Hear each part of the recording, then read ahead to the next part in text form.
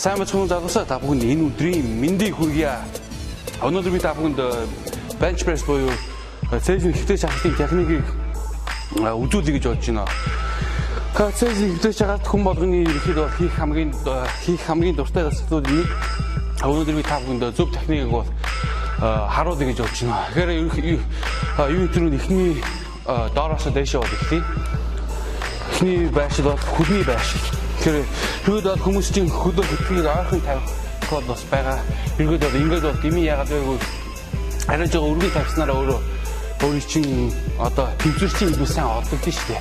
Яг л өөрөө чинь тэмцвэрчин хөдөлгөөнтэй юу тэмцвэрчин муу явуул өөрөө хүчээ явуул жиг гаргах хэцүү шүү дээ. Түн учраас тэмцвэрчин сайн байхын тулд суурчин сайн байхын тулд өөрөө чинь хөдөлчин болохоор арай жоо онгорхоо өргөн байх хэрэгтэй байх хэрэгтэй. Хоёр дахаараа өсгийчин болохоор чинь ерөөдөө шалнаас бол хөдөө дэмий. Зарим хүмүүс чинь болохоор ерөөдөө өсгөж байгаа өрөх тохиолдол байгаа. Энэ юутай холбоотой вэ? Миний бодлоор ерөөдөө намхан хүмүүсийн өсгийн ерөөдөө газар хүрдгүү тохиолдол ерөөдөө тэгдэг юм шиг байлаа миний босноор. Тэгэхээр ерөөдөө ихэнх хүмүүс чинь хөдөлчин гутцсан шаландаа бол байх хэрэгтэй. Ерөөсөө өрөх шалнаас хөндөй байж болохгүй, өргөдөж болохгүй. Хоёр дахь зүйл бол retract your scapula гэж бол ярьдаг. Scapula гэдэг энэ урууны жүжигчин бол байгаа. Тэгээд тэрийг хоорондоо ингэж нийлүүлж өгөх хэрэгтэй. Тэгэхээр өөрөөр хэлэх юм бол тавхан дээшээ өргөлөө, мөрөө дээшээ өргөчих, доошоогоо тэгээд доошоогоо. Тэгэхээр чинь мөрөө дээшээ өргөө, арагшаага тэгээд доошоогоо. Яг ийм байшилтай самтандаа энэ мөрөө байштай бол. Ингэснээр яаж нэг бизнес энэ rotator cuff гэдэг мөнийхөө одоо энэ мөрчин гэж амар олон өмчг рүү хөтлөж байгаа энэ rotator cuff гэдэг байгаа шүү дээ. Тэрийг бол хамгаалдаг. Яг л тэр чинь болохоор маш эмзэг биений хэсэг гэмтгэд бол маш амархан бол байдаг. Тийм учраас мөрөө ингэж байршлуулснараа бизнес rotator cuff гэдэг зүйлээ бол хамгаалж байгаа. Хоёр дахь зүйл юу гэвэл өөр чинь нуруу чинь арай жоохон ингэж archer back гэж ярьдэн шүү дээ. Нуруу чинь болохоор арай жоохон юу яах хэрэгтэй. Дотгоч байгаа нугалах хэрэгтэй. Гурав дахь зүйл юу гэвэл гарны байшил. Одоо нэгснэ тохооны байшил хөөдөө. Тохоо ч болохоор ингэж юусоо ингэж дээшээ ингэж онгорхоо байх хэрэггүй. Өөрөө мөрөө ингээ байшлуулсаа тэгээд тохоо ч нэг иймэрхүү байшилтай байх хэрэгтэй. Ингэж онгорхоо биш. Онгорхоо явал яг түрүүсийг адилхан бизнес rotator cuff эмзэг байшилт бол байлгаж байна. Тийм учраас энэ rotator cuff мөрөө хамгаалахын тулд бизнес заавал гарч ингэж дотгошоогоо жоохон нугаларсан доошоогоо жоохон одоо юу юм бэ доошоогоо байшилтай байх хэрэгтэй. Ингэж онгорхоо ерөөс ингэж дээшээ өргөн ингэж биш. Ингэснээр тавхан яг мөрөө яг алын шиг энэ 100% батгаатай мөрний гэлд бол аавна. Одоо биш хэд нэг жил мэд хэдэн сарын дараа мөрчин бол өвдөж ирсэн. Тийм учраас энэ бол маш аюултай тэгээ маш анхаарах хэрэгтэй зүйл. Тэгээ гурав дахь зүйл юу вэ гэвэл мэдээж гарны байшил тийм ээ хэр өргөн хэр ойрхон байх вэ? Энэ бол ерөөхдөө өөрийн чинь биений чинь хэлбэрээс хамаардаг. Ямар өөрийн чинь биений чинь яс интерес чинь хамаардаг. Гэхдээ ихэвчлэн өөрийн чинь байшил чинь болохоор чинь ерөөхдөө яг ийм л байх хэрэгтэй. Одоо яг ийм байгаа шүү дээ. Тохооч арай ингэж тотгошоогоо нугалрах биш. Ингэж гадагшаагаас яг ээл үсэг одоо миний гарч ээл үсэг болж байгаа шүү дээ. Яг ийм байшилтай бол байх хэрэгтэй. Ихэнх тохиолдолд онцгой тохиолдолд амар урт гартай улсууд бол байгаа. Тийм үү гартай хүмүүс чинь ерөөхдөө бол арай жоохон өргөн байх тохиолдол бол би. Тэгэхээр яг одоо та бүхэнд техникээр үзүүлж харуулъя. Тэгэхээр нэг өөрийн чинь одоо энэ ингэж хөвтлээ. Одоо би мөрөө яг түрүүний шиг одоо мөрөө байршлуулж штэ. Одоо мөрөө байршлуулчихлаа. Хөл бол газар бол сойрлогдсон байгаа. Та бүхэн нурууны одоо харж байна уу?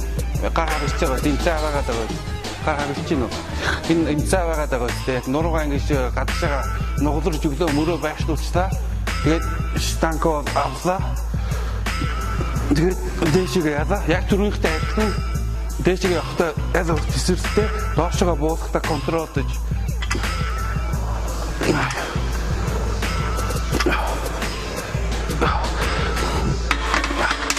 Тэгэхээр ерөөхдөө хүмүүсийн нэг хийдгүү зүйл юу гэвэл цэжин шахаад хийхдээ өөрөө чинь мөр биш хөл тэгээд өгцөг чинь чангалтсан байх хэрэгтэй. Ингэснээр биднээс нэгсэндээ одоо суурьчин бат бөх байна гэсэн үг. Суурьчин ямар ч хөдөлгөөнгүй байна гэсэн үг шүү дээ. Суурьчин бат бөх хөдөлгөөнгүй байх тохиолдолд өөрөө тэнцвэрээ сайн олно шүү дээ. Тэнцвэртэй байх чинь өөрөө хүчээ бол маш сайн жигд гаргаж чадна. Гарах боломж шиг бол бий болгоно шүү дээ. Тийм учраас та бүхэнд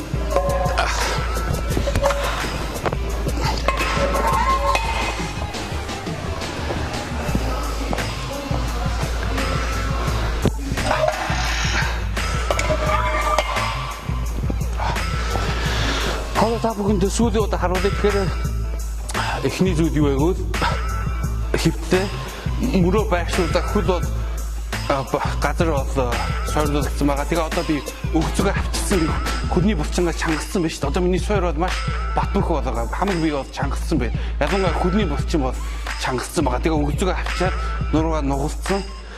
Тэгээ жингээ авлаа. Одоо доошоо буулгалаа шүү дээ. Дээшгээ дэсвэртэй. Буулгалаа дэсвэртэй. Буулгалаа дэсвэртэй.